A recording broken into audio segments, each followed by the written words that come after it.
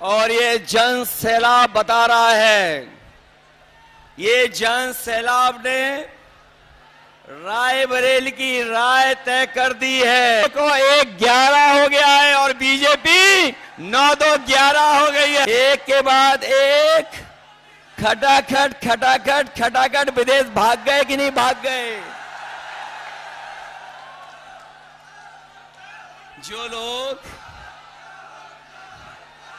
जो लोग देश को सपना दिखा रहे थे बड़ा बनाने का, बताओ कर्जे में डुबा दिया देश को कि नहीं डुबा दिया।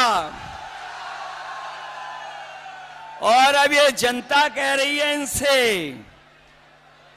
अब जनता इनसे कह रही है कि अब आपको हटा देंगे फटाफट फटाफट फटाफट। बताओ इन्हें हटा दोगे कि नहीं हटा दोगे। और जो कहते थे कि ना खाएंगे ना खाने। Hey welcome back on India speaks loudly. मैं आपकी होस्ट आशुधा रिवाल। बड़ी खबर यूपी से। यहाँ पर रायबरेली का चुनाव 20 मई को होने जा रहा है। राहुल गांधी अपनी ही मां उन्हीं के क्षेत्र से लड़ने जा रहे हैं। यहाँ बता दें कि नामांकन तो कर चुके थे, तभी से रायबरेली की जनता ने राहुल को सराखों पर बिठा लिया था। सालों से वहां मां सोनिया गांधी का राज चला और अब फाइनली जब सोनिया गांधी को लगा कि मुझे अपने ही परिवार के किसी सदस्य को इस सीट से अपनी चाहिए, तो उन्होंने राहुल गांधी का नामांकन करा दिया। अब इस बीच बता दें कि अमेठी से तो उन्हें हार मिल ही चुकी थी, लेकिन अब रायबरेली में अपने पैर आजमाने को राहुल गांधी तैयार है और इसी के साथ उन्हें सपा के प्रमुख अखिलेश यादव से सबसे बड़ा सपोर्ट मिला है। अखिलेश यादव ने कल उनके साथ रायबरेली में एक ही स्टेज को साझा किया। किस तरह से अखिलेश यादव ने राहुल गांधी की तारीफों के पुल बांधे।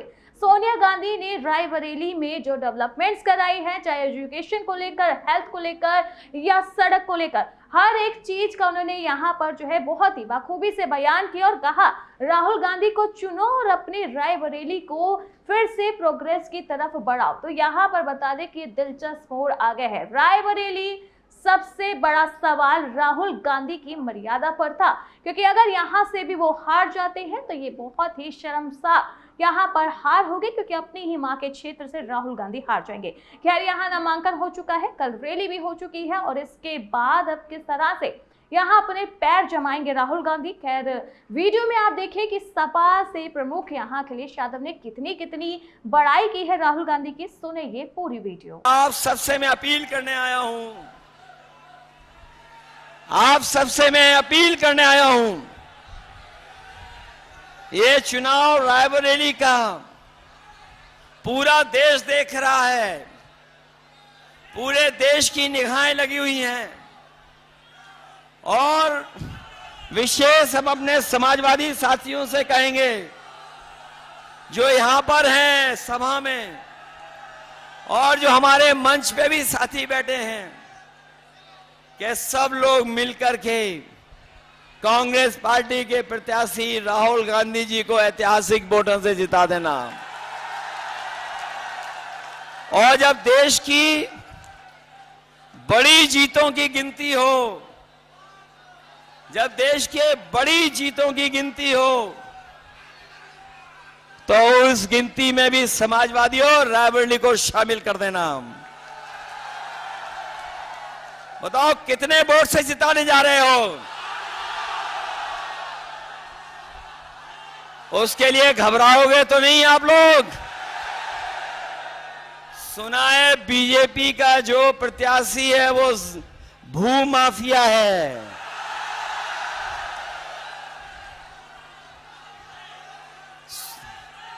और बताओ बहुत धोखेबाज है कि नहीं है। अब मैं अपने कांग्रेस पार्टी के कार्यकर्ताओं से पूछूंगा, बताओ आपको धोखा दिया कि नहीं दिया।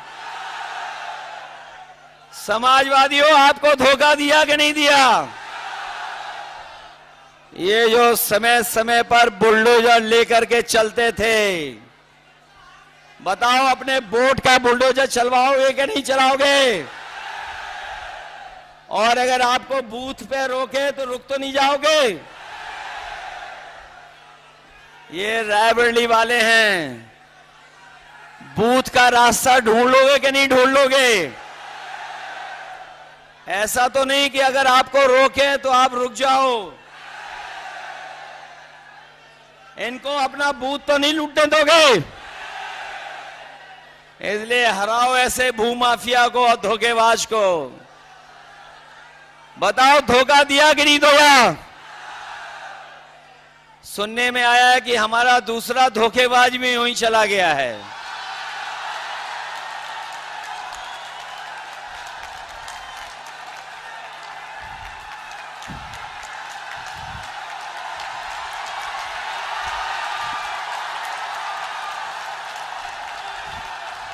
और ये जो अभी अभी गया है धोखेबाज, उसकी खासियत है, जो अभी अभी धोखेबाज गया उसकी एक बहुत अच्छी खासियत है कि वो जहां जाता है वहीं गड्ढा खोदता है। इसलिए सावधान हो के नहीं हो। आपके एक वोट से लाखों वोट से तो राहुल गांधी जी जीतेंगे ही जीतेंगे, लेकिन इन धोखेबाजों से भी हिसाब किताब होगा। मैंने सुना है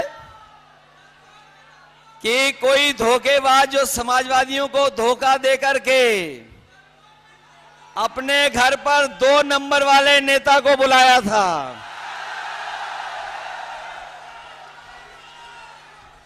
कौन से नंबर वाले नेता को?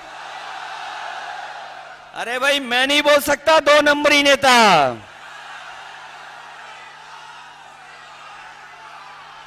तो इसलिए रायबरेली वालों और समाजवादियों, ये आपकी भी परीक्षा है कि अगर कांग्रेस पार्टी आगे बढ़ रही है तो 5 लाख से ज्यादा वोट जिताने का काम करना, इसलिए जिताना। यही निवेदन, यही अपील करने आया हूं। मैं बहुत बहुत बधाई देता हूं अपने कार्यकर्ता नेताओं का, जिन्होंने ऐतिहासिक कार्यक्रम किया है।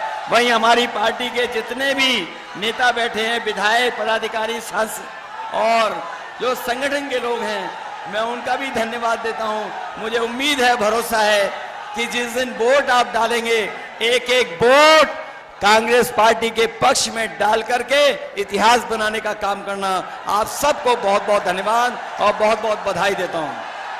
तो सुना आपने और देख भी लिया कि किस तरह से अखिलेश यादव के ये तारीफों के पुल जो राहुल गांधी के नाम से उन्होंने बांधे हैं, जो लोगों को हिदायत दी है कि भाई राहुल गांधी को चुन लो। जिस तरह से इनकी माता जी ने इस क्षेत्र में इतने इतने विकास कराए हैं, रायबरेली को चमका दिया है। बेटे को भी तो मौका दे, बेटा भी तो उसी माँ का है, यहाँ अच्छा काम करेगा। और इसी के साथ अब सबसे बड़ा सवाल सत्ता पे ये उठ रहा है, राजनीति में अब बड़े चर्चे हो रहे हैं कि क्या अखिलेश यादव अपना समर्थन पार्टी के जरिए भी राहुल गांधी को देंगे? क्या यहाँ कोई गठबंधन हो सकता है? क्योंकि यूं ही स्टेज तो साझा नहीं की गया, दोनों तरफ से अपने अपने मतलब जरूर पूरे किए जाएंगे।